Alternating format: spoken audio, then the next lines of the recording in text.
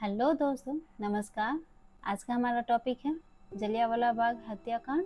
तो आइए, आप सबका बहुत बहुत स्वागत है द टीचिंग सक्सेस मेरे इस यूट्यूब चैनल पे। उम्मीद करती हूँ आप सब बहुत ही अच्छे होंगे। आज का हमारा फर्स्ट क्वेश्चन है जलियांवाला बाग हत्याकांड। इसमें ही आंसर है, हमारा क्वेश्चन में आंसर छुपा है जलियांवाला बाग हत्याकांड, जो कि 13 अप्रैल 1919 को हुआ था। ठीक है, इसमें क्वेश्चन में पूछ रहा है कि पहले अमृतसर के किन दो प्रमुख राष्ट्रवादी नेताओं को ब्रिटिश सरकार द्वारा गिरफ्तार किया गया था। ब्रिटिश सरकार द्वारा गिरफ्तार किया गया था, जिसके कारण ये जलियांवाला बाग हत्याकांड हुआ था। किसी की गिरफ्तारी के बाद ही ये जलियांवाला बाग हत्याकांड हुआ था। तो उनके जो नाम है, ये doctor Saifuddin Kitchlew and doctor Satyapal. इन दोनों की गिरफ्तारी के बाद ही जलियांवाला बाग हत्याकांड हुआ था 13 अप्रैल 1919 को। इसकी व्याख्या देखेंगे।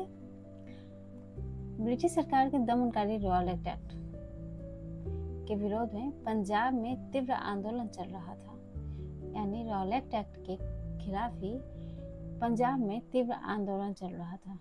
उसकी डेट जो है 9 अप्रैल 1919 को अमृतसर के दो अत्यंत लोकप्रिय नेताओं को गिरफ्तार किया गया था। 9 अप्रैल को गिरफ्तार किया गया था और ये जलियांवाला बाग हत्याकांड हुआ 13 अप्रैल 1919 को। बैसाखी का दिन था इसमें। ठीक है, आइए नेक्स्ट क्वेश्चन देख लेते हैं। जलियांवाला बाग हत्याकांड के विरोध स्वरूप निम्नलिखित में से किसने ब्रिटिश सरकार द्वारा दी गई नाइटहुड की उपाधि त्याग दी थी। नाइटहुड की उपाधि जलियांवाला बाग हत्याकांड के दौरान, तो नाइटहुड की उपाधि जो त्यागी थी, उनका जो नाम है रविन्द्रनाथ टैगोर। ठीक है, इसकी व्याख्या रविन्द्रनाथ टैगोर इस अमानवीय नरसंहार की देश और दुनिया की तीव्र निंदा हुई थी। इस विरोध में रविन्द्रनाथ टैगोर ने ब्रिटिश सरकार द्वारा उन्हें वर्ष 1915 में दी गई नाइटहुड की उपाधि यानी सर की उपाधि कहते हुए वापस लौटा दिया कि समय आ गया है जब सम्मान के तमगे अपमान के बूते के संदर्भ में हमारे कलंक को स्पष्ट कर देते हैं। ठीक है, महात्मा गांधी ने इसके विरोध में अपनी केसर-ए-हिंद की उपाधि असहयोग आंदोलन के दौरान लौटाई थी। असहयोग आंदोलन इसके बाद ही है। नेक्स्ट क्वेश्चन देखते हैं।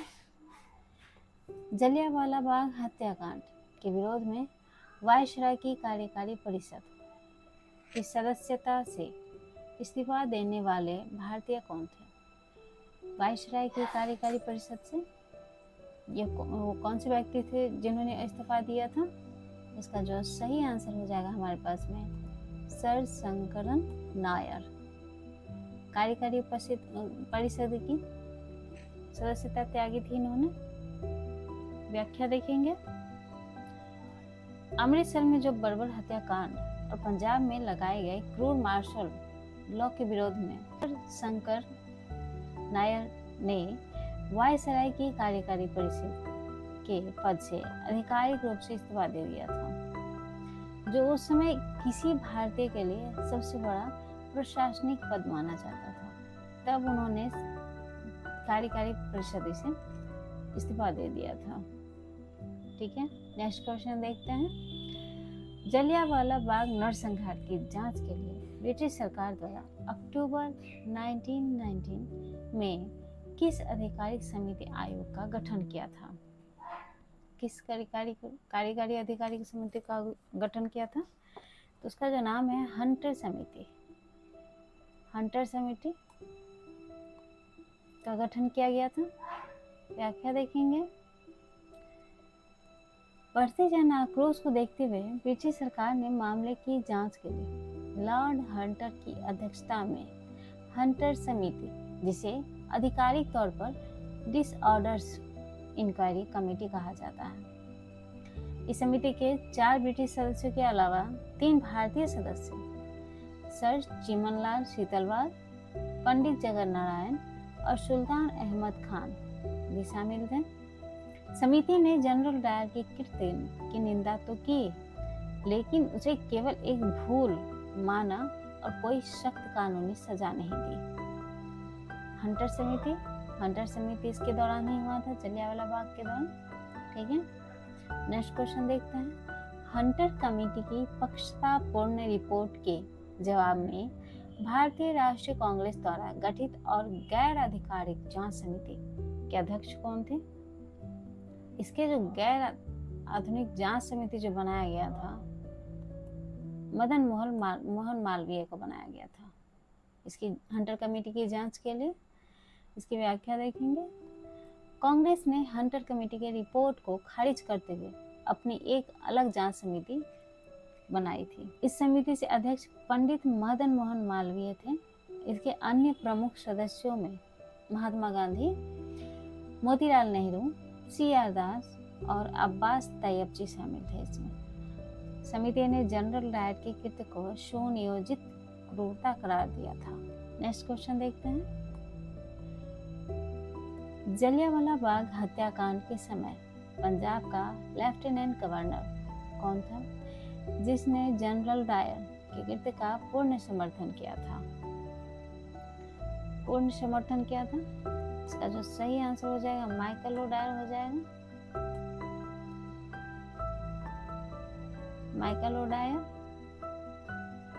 माइकल लो डायर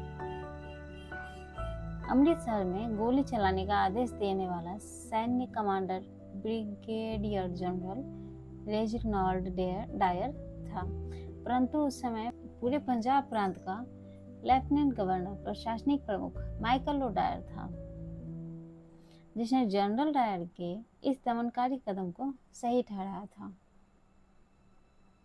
जो कि गलत था, इसे सही कहा गया था। नेक्स्ट क्वेश्चन देखते हैं। 21 वर्ष बाद 13 मार्च 1940 को लंदन के कैक्सटन हॉल में पंजाब के किस क्रांतिकारी ने पूर्व लेफ्टिनेंट गवर्नर माइकल लो डायर को गोली मारकर हत्या कर दी थी? बहुत ही इंपॉर्टेंट क्वेश्चन है, ये क्वेश्चन आया हुआ है। इसका जो सही आंसर हो जाएगा उधम सिंह। उधम सिंह ने माइकल ओ डायर का हत्या किया था। इसकी व्याख्या देखेंगे। पंजाब के महान क्रांतिकारी उधम सिंह ने बचपन में इस नरसंहार को अपनी आंखों से देखा था। सोचिए कितना दर्दनाक होगा। उन्होंने इसका बदला लेने के लिए प्रतिज्ञा की और 1940 में लंदन जाकर कैक्सटन हॉल की एक सभा में माइकल ओ डायर को गोली मारकर हत्या कर दी थी। इसके बाद उन्हें गिरफ्तार कर लिया गया।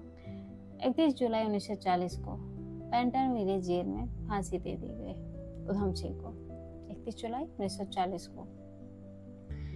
नेक्स्ट क्वेश्चन देखते हैं। जलियांवाला बाग हत्याकांड के समय भारत का वायसराय कौन था? जलियांवाला बाग हत्याकांड के समय भारत का वायसराय कौन था? इसका जो सही आंसर होगा lord Chelmsford. Lord Chelmsford Jallianwala Bagh हत्याकांड के समय भारत का वायसराय था। ठीक है, व्याख्या देख लेते हैं। वर्ष 1916 से 1921 तक भारत के वायसराय लॉर्ड चैम्सफोर्ड थे। इन्हीं के कार्यकाल में 1919 का रॉलेट एक्ट पारित हुआ था। ठीक है, जलियांवाला बाग हत्याकांड हुआ और 1919 का मॉन्टेग्यू चैम्सफोर्ड सुधार अधिनियम भी लागू हुआ था।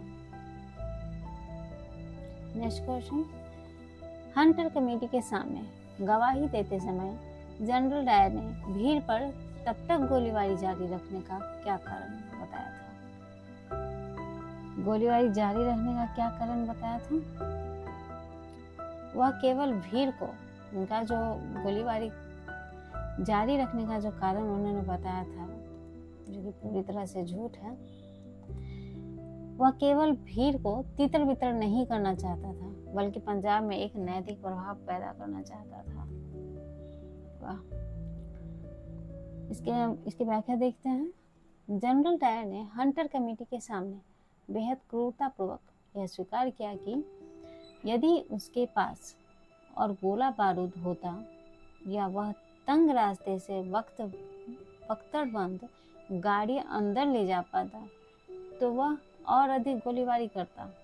उसने कहा कि उसका उद्देश्य केवल कानून का पालन कराना नहीं, बल्कि विद्रोहियों के मन में एक गहरा डर पैदा करके पूरे पंजाब में एक नैतिक प्रभाव स्थापित करना था। जो कि पूरी तरह से ये सत्य है, ये सत्य कह रहा है कि पूरी तरह से सही आंसर हमारा ये रहा। व्याख्या देख लिए। Next question and last question देख लेते हैं। जलियांवाला बाग हत्याकांड की घटना के प्रत्यक्ष परिणाम के रूप में महात्मा गांधी ने ब्रिटिश सरकार के खिलाफ कौन सा पहला राष्ट्रव्यापी जन आंदोलन शुरू करने का निर्णय लिया था? बहुत ही इंपॉर्टेंट क्वेश्चन। इसका जो सही आंसर हो जाएगा जन आंदोलन, महात्मा गांधी द्वारा असहयोग आंदोलन। असहयोग आंदोलन में क्या हुआ था, इसकी व्याख्या देखेंगे। रॉलेट एक्ट के धोखे और जलियांवाला बाग के जघन्य नरसंहार ने महात्मा गांधी का ब्रिटिश सरकार की न्यायप्रियता से पूरी तरह भरोसा उठा दिया। उन्होंने अंग्रेजों को शैतानी सरकार कहा और इसके विरोध में तथा खिलाफत के मुद्दे को जोड़कर 1 अगस्त 1920 को आधिकारिक रूप से असहयोग आंदोलन की शुरुआत की। इसमें आंसर ये देख लीजिए, असहयोग आंदोलन कब शुरू हुई थी? 1 अगस्त 1920 को, जो भारत का पहला वास्तविक राष्ट्रव्यापी जन आंदोलन था।